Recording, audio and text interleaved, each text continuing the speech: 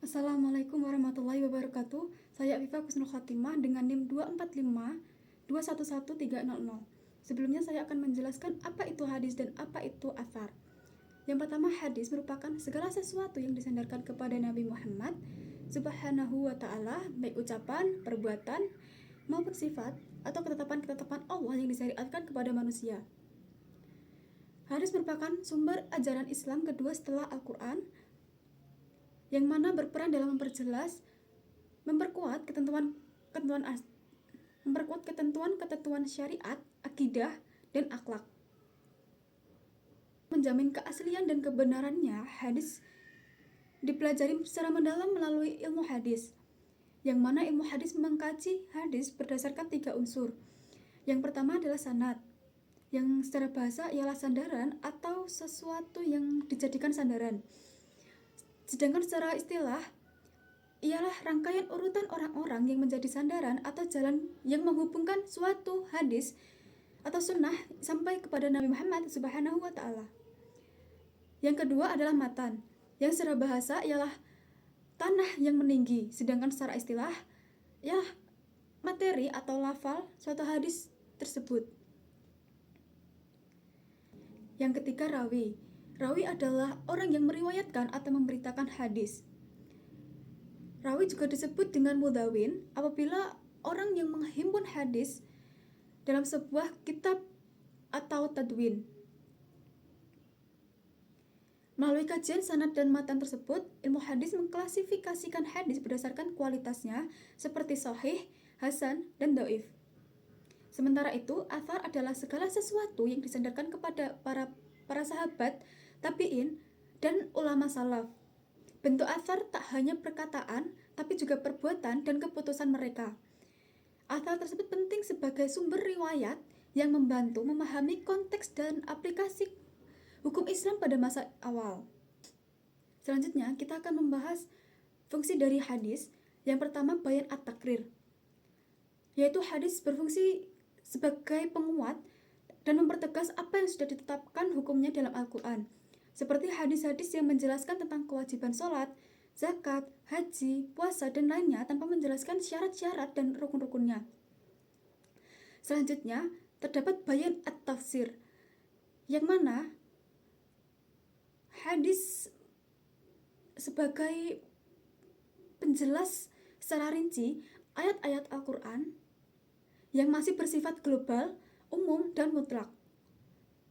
Yang ketiga, terdapat bayan at-tashri', yang mana hadis menetapkan hukum syariat atau ajaran yang belum ada ketentuannya secara eksplisit di dalam Al-Quran. Hukum-hukum ini bersumber dari ijtihad. Yang selanjutnya, bayan an-nasakh, yang mana hadis menghapuskan atau menggantikan hukum yang ada di dalam Al-Quran karena adanya kehendak syariat baru. Selanjutnya, periodisasi sejarah hadis. Yang pertama yaitu masa Nabi Muhammad, yang bersumber utama hadis adalah majelis langsung, perilaku Nabi, dan peristiwa sosial. Pada masa tersebut, periwayatan masih bersifat lisan dan hafalan, belum ada kodifikasi formal. Penekanan ada pada pengamatan langsung dan dokumentasi pribadi para sahabat. Selanjutnya, masa sahabat dan tabi'in. Fokus sahabat adalah menjaga kemurnian. Mereka mulai menerapkan seleksi ketat atau takwil riwayah.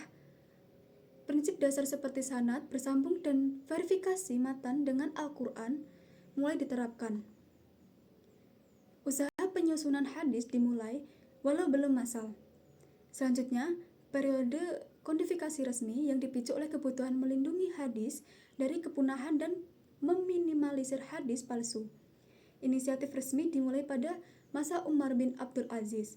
Hadis dibukukan secara terstruktur dalam format mushaf, musnad, sunan, dan muwatta berdasarkan klasifikasi sanad dan matan.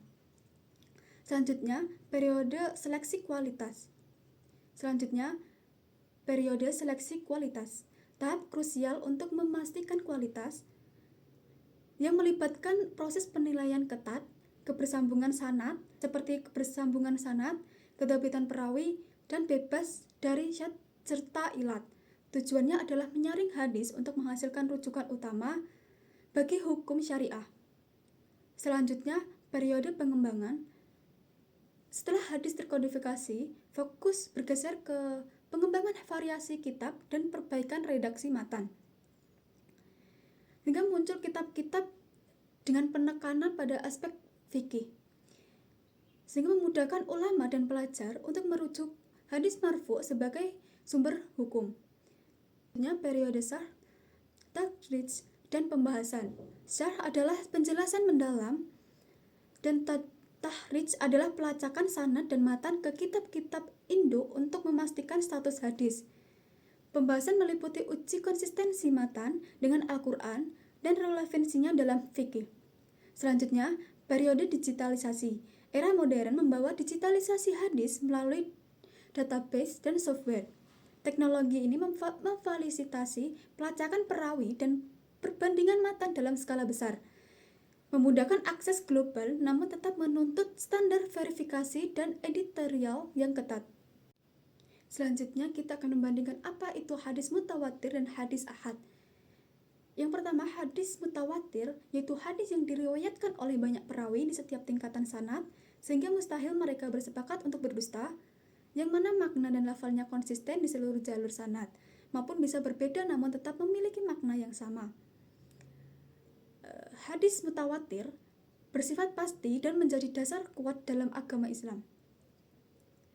Sedangkan hadis ahad merupakan hadis yang diriwayatkan oleh 1 orang, 2 orang, atau lebih, tetapi tidak memenuhi syarat mutawatir di setiap tingkatan. Jenis hadis ahad dibagi menjadi beberapa subkategori tergantung jumlah perawi dan konsistensi makna, seperti hadis masyhur, hadis aziz, dan hadis gharib. Secara umum, hadis ahad masih bisa diterima sebagai hujjah dalam banyak konteks. Cukup sekian dari saya, kurang lebihnya mohon maaf. Wassalamualaikum warahmatullahi wabarakatuh.